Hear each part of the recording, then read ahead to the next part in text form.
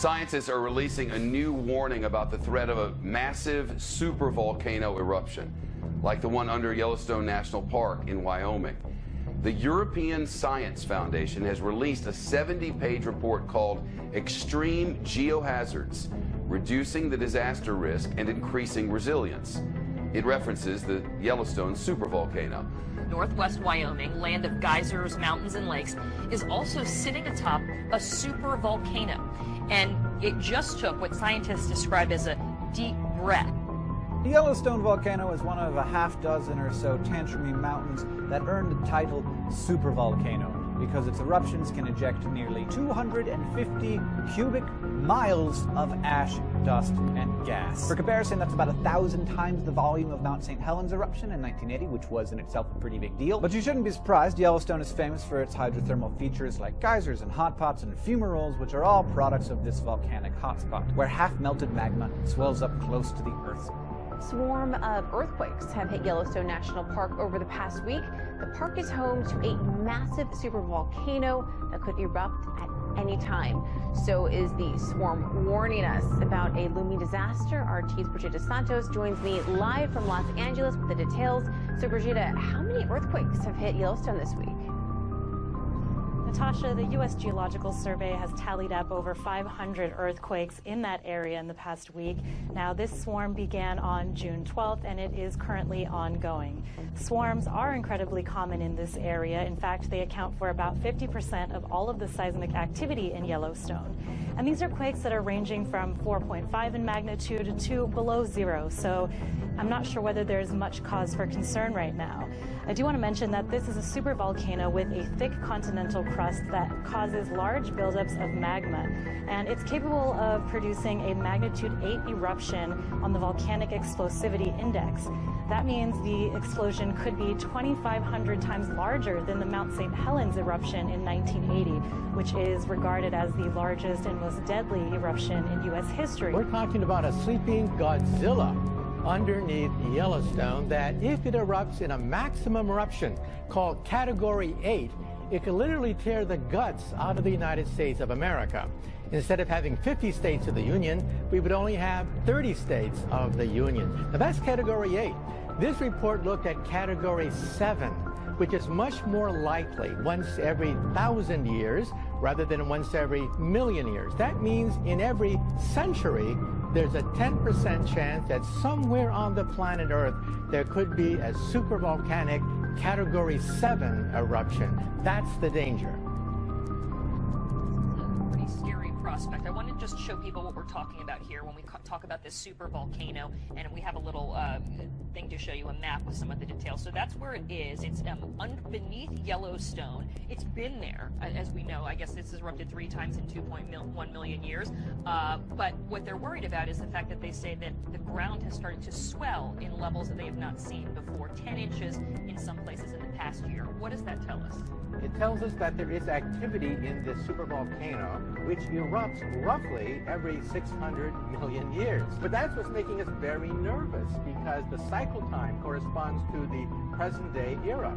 So every single murmur of this gigantic potential supervolcano, including the rise of the sea level, has to be watched very carefully. And visitors of Yellowstone National Park have been advised to keep off the roads.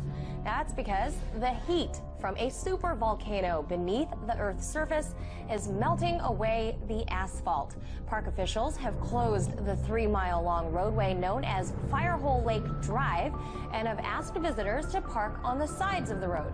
Park officials warned that stepping on the seemingly solid asphalt could create an illusion, and you could quickly find yourself stepping into hot water. Water buffalo stampede away from the sea. So maybe it's not surprising that this video was shot about 2 weeks before an earthquake measuring 4.7 rattled Yellowstone this past Sunday. There are several major curves, or threat curves, I call them, to the people of Earth. Geophysical changes, geological changes, astronomical changes, political changes, threat of war. All these factors are playing heavily upon people's minds today. The earthquake thing, I used to be able to predict them fairly accurately, between 70 and 90% on a given week.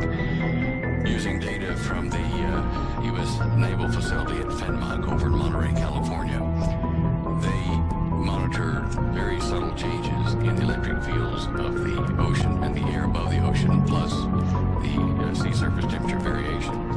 And this allowed me to look at water coastlines all along the plate tectonic borders. And I determined back in 1996, when I started doing this, that you could see changes in the water surface temperature because of the electron flow over that area in the air. And it would make like a little butterfly, a yellow and blue wing type signature over where an earthquake was going to happen. And I perfected that technique over the years until 2005, when the Fenmont facility, the Navy, put up a new constellation of satellites and new programs on a new Cray computer. And they did not allow me to then access the files I had before to generate these reports. Strange enough, they were, I was accurate enough that the Association of Island States, or island countries, if you wish, asked me to explain how to use it so that they could use it to predict tsunamis.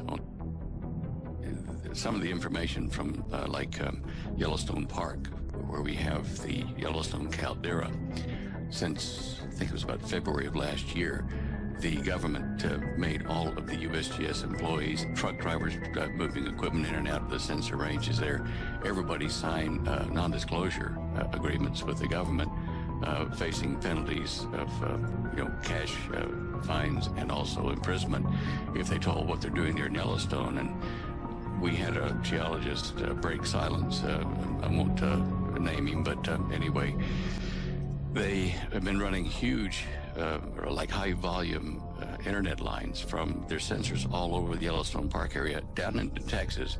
I think they may be now switching it over to the NSA facility in Utah. One of those catastrophic supervolcanic eruptions may be, several 100,000 years between times, but what they're doing now is they're measuring the increased appearance of helium, an isotope of helium gas, which was buried way down deep underneath the Yellowstone.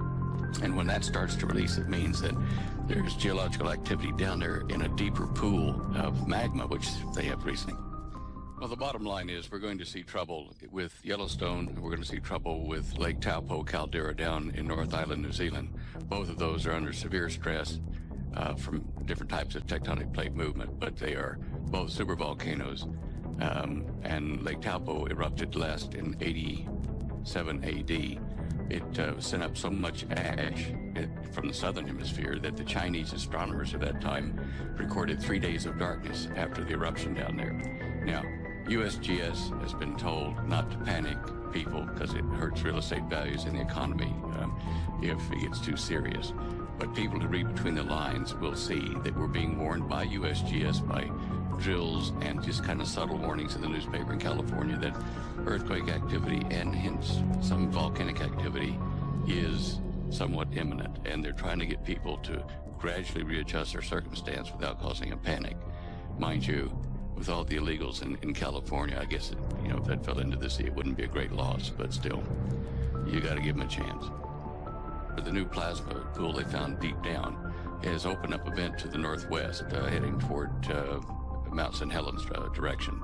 This one is a very deep vent because when the Fukushima earthquake occurred, on that day I was watching the seismic helicopters at Yellowstone, and one of them in the northwest corner picked up and rang like a bell before the normal shock wave could have even reached the United States. And that means to me that there is a direct hydrodynamic connection in the magma between Yellowstone and the western side of the North Pacific. This is what they're watching because it will be a prelude to New Madrid. It'll be a prelude to a number of other volcanoes and breaking up of the west coast. So the Yellowstone caldera is kind of a new kind of instrument in addition to being a threat. I wanted to jump in here real quick tonight and share an email that I received from a guy that I knew a long time ago, a very trusted individual that has in certain ways risked his life for me and same as I did for him. But he sent me a very disturbing email today, and you can see right here, this 8:06 p.m. exactly, like 17 minutes ago. It took me a minute to get everything set up. I am not disclosing this individual's name on the email. It's just not going to happen. But let me read the email for you. It says, "Hello, Tom. Just wanted to take a minute to give you a heads up. I know you have been well prepared for a long time, my friend. Just so you know, it would not be a good idea to stray too far from your bunker for a while," because he knows I have a bunker set up and supplies and everything. Anyway, briefly, he says, "I will tell you that the USGS is suppressing the earthquake activity at Yellowstone Caldera from the general public. Washington is aware of this because they are the ones giving direction about this blackout. This is the reason for all the preparations made in FEMA Region 3. This is the reason they moved those nukes out of Texas in a big hurry." I heard something about that before. Okay, this is the reason, he says, for the schools preparing 3-day kits for all the students and the FEMA coffins shipped to Hawaii and the East Coast. They thought it was all going to go with the passing of Comet Ison, and that's why they were preparing at breakneck speed on the East Coast.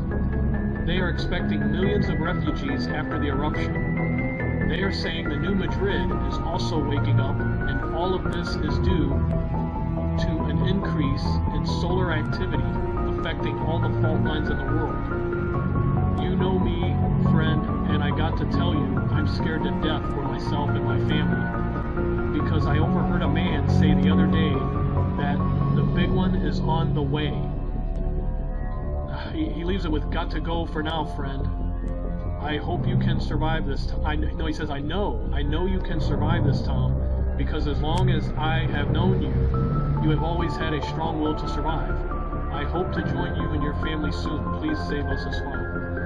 And he knows that I will always have a spot for him. But this is definitely pretty disturbing, and I guess it's all coming through the State Department, USGS.